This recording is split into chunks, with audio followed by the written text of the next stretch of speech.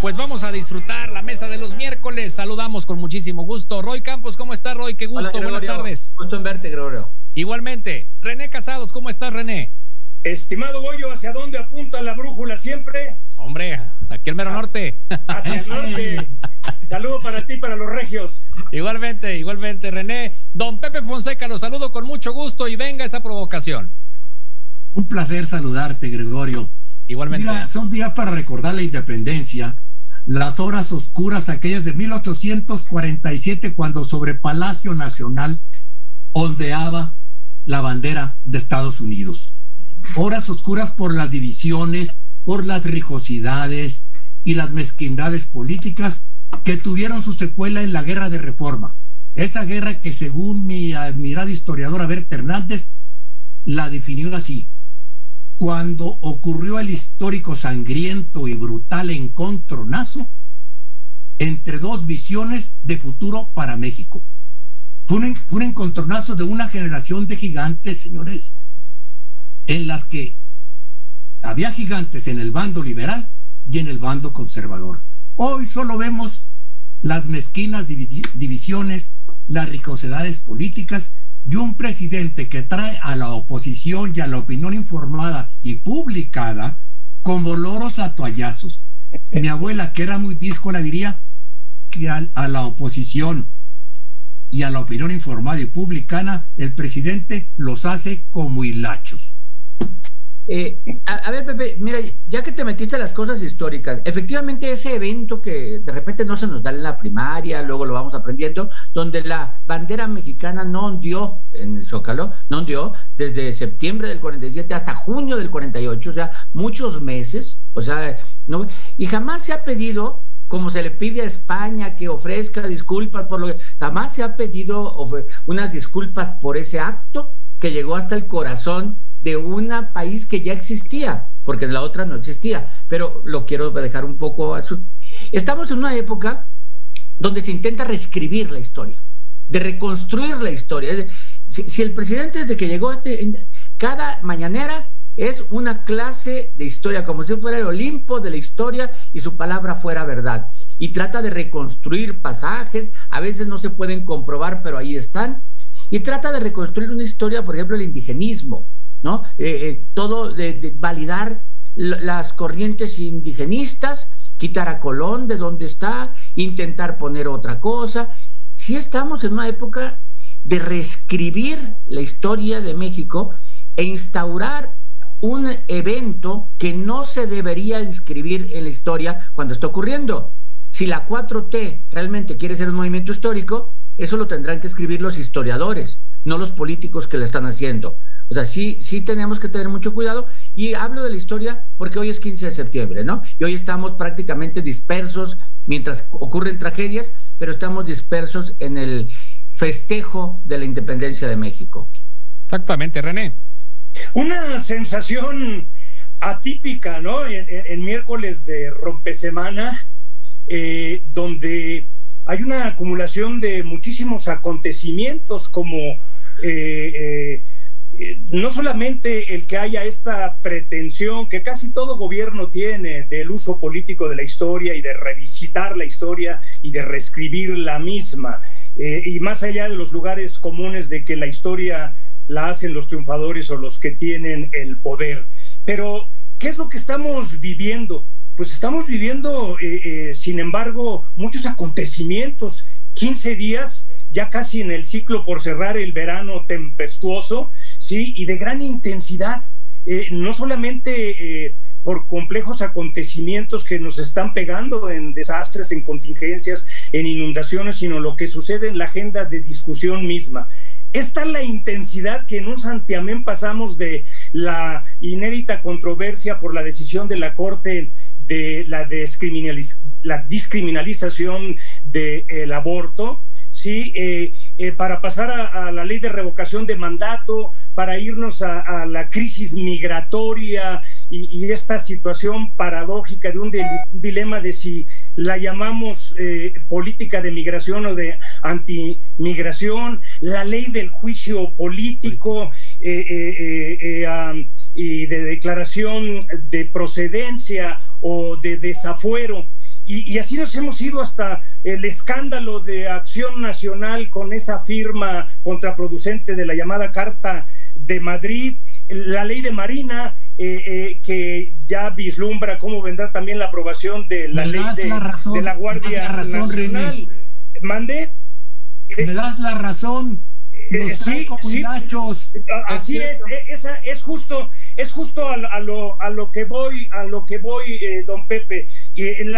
La aprobación del presupuesto, el encuentro de alto nivel en Washington, lo que viene del encuentro de la CELAC, y justo lo que decía usted, don Pepe, y el presidente, sí, en esta coyuntura de acontecimientos, pues amanece, como decía usted, y no solamente a la oposición con esta jugada maquiavélica de sus nombramientos, donde da un golpe político, mediático y simbólico de consecuencias, no solamente, reitero e insisto, Gregorio, Roy, don Pepe, para la oposición, sino para la lectura y el análisis y la interpretación y la especulación que hagamos de los mismos. Suma el presidente, vuelve a ganar con ese golpe mediático, simbólico, político. Sí, oigan, ya que estamos en esto de la noche del grito de independencia y esta época, mañana 16 de septiembre, la presencia en México del presidente de Cuba. ¿Qué opinión les merece esta invitación que hizo el presidente de la República y el impacto que esto puede tener, pues, en el ambiente político en primera instancia, pero sobre todo el mensaje que esto manda a nuestro país? Sí, es un mensaje importante y creo que tiene que ver con lo que dice Pepe. Nos trae a toallazos y empezamos a hablar de eso, pero es un mensaje importante. ¿Por qué es importante? Porque es ideológico. O sea, es el presidente de Cuba. Ojo, no es Fidel Castro. O sea, Fidel Castro hubiera sido otra cosa. Fidel Castro es un personaje histórico al que se creció con una idea romántica de que se enfrentó a los norteamericanos. No, trae al presidente actual de Cuba cuando Cuba ha sido acusado de represión a opositores en este momento, donde es prácticamente, nuevamente se volvió el centro de una corriente ideológica. Entonces yo creo que sí es un referente de decir de qué lado juego. Aparte, lo hace 2 días después de que le acepta las cartas credenciales al embajador de Estados Unidos. O sea, sí está el presidente tomando una postura de decir en qué parte del eje juego, en qué parte estoy, y sí manda un mensaje. Es que su política exterior es un reflejo de su política interior. El presidente, que ha sido acusado de ser muy conservador fiscalmente, desde que arrancó el sexenio, ha estado tratando de acreditarse como un gobierno de izquierda. Y parece que con los cambios recientes, el presidente se está moviendo un poco hacia la radicalización para justificarse como un gobierno de izquierda. Pero tiene un límite, y el límite de ese gobierno de izquierda, seamos razonables, Gregorio, ese límite es nuestro acuerdo con Estados Unidos comercial, financiero, nuestra enorme dependencia para el progreso y desarrollo de México, de la economía de Estados Unidos y de cómo marchen ellos, así marchamos nosotros. Esa es una gran dependencia. Hasta el discurso habrá, ¿no? El día de mañana. Parece.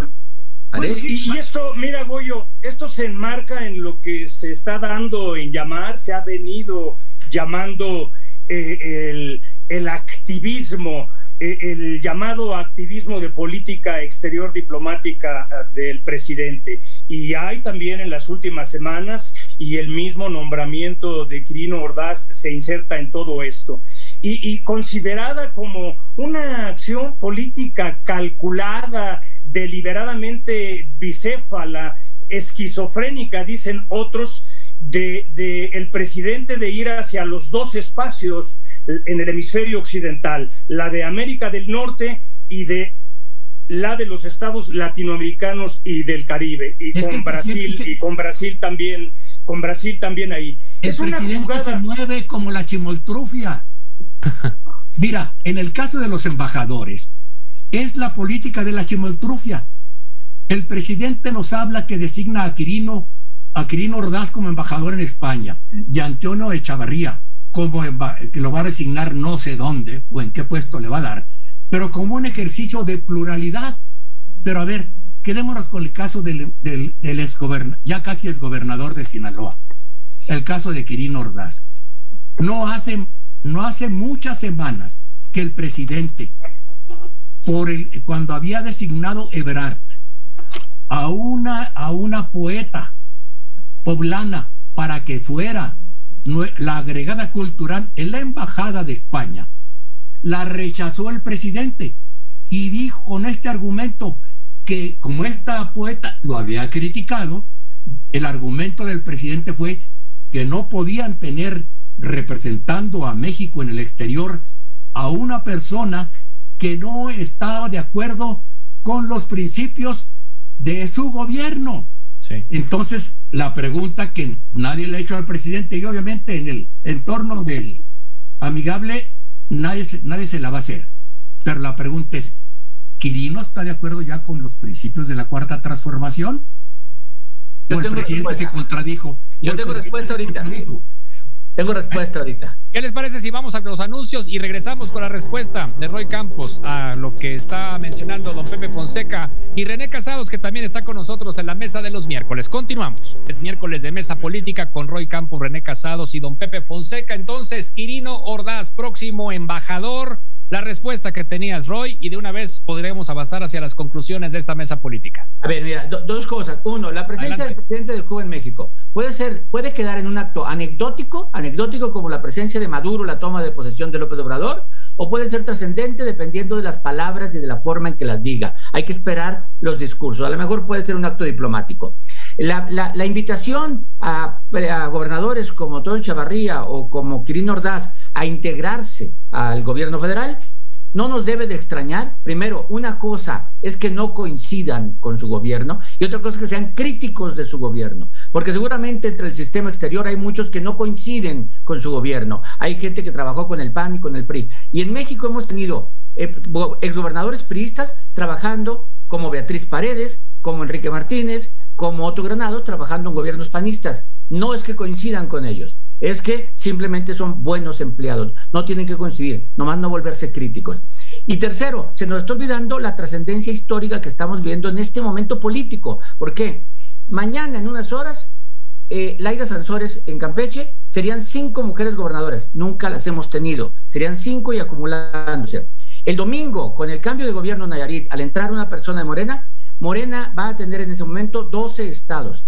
Primera vez en la historia que el PRI no tiene la mayoría de estados. El próximo domingo se pierde eso de que el PRI gobierna más estados. Va a tener 12 Morena y se vuelve en el partido que más estados gobierna. Eso, cambia la configuración. Oye, al Bronco no lo han invitado de embajador o de algo. No creo que ni a él, ni a Pancho Domínguez, ni a Silvano Aureoles los vayan a invitar. Que ya concluye dentro de algunos días. Entonces, conclusiones también, René Casados.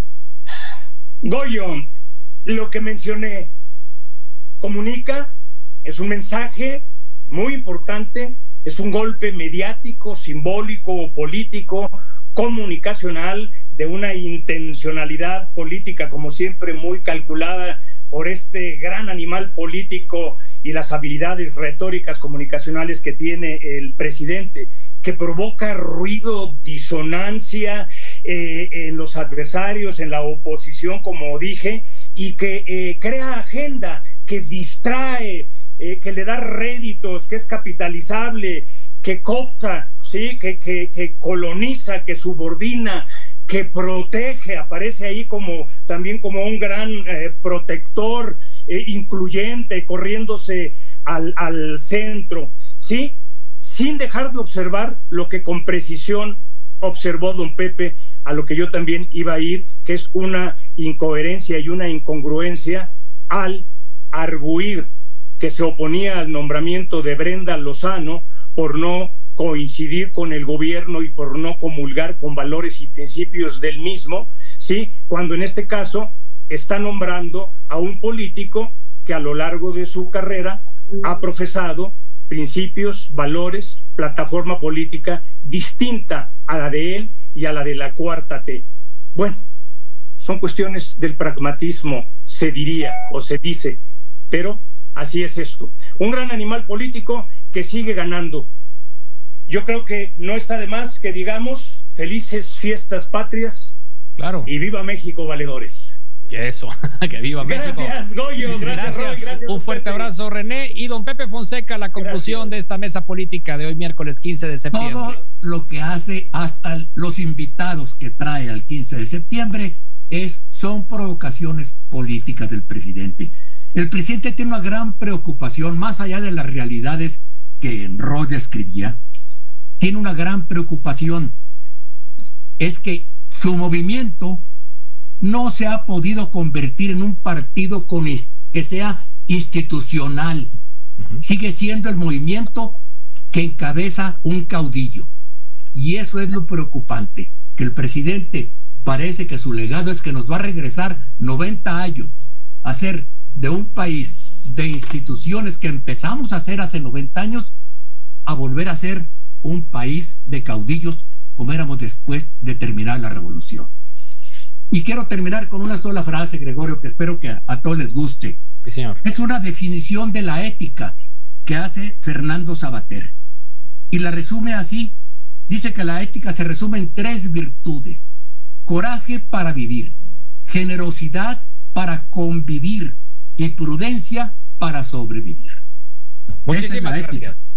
Ahí está, y muy oportuna la reflexión, por supuesto, como siempre, y los comentarios en esta mesa política de los miércoles. De verdad, disfruto mucho platicar con ustedes y gracias, como siempre, por su comentario y su atinada participación en esta mesa. Muy buenas tardes y felices fiestas patrias. Viva México. Felices fiestas. Viva México. Gracias, Goyo. Gracias. Fuerte abrazo. Que estén ustedes muy bien. Roy Campos, René Casados y don Pepe Fonseca.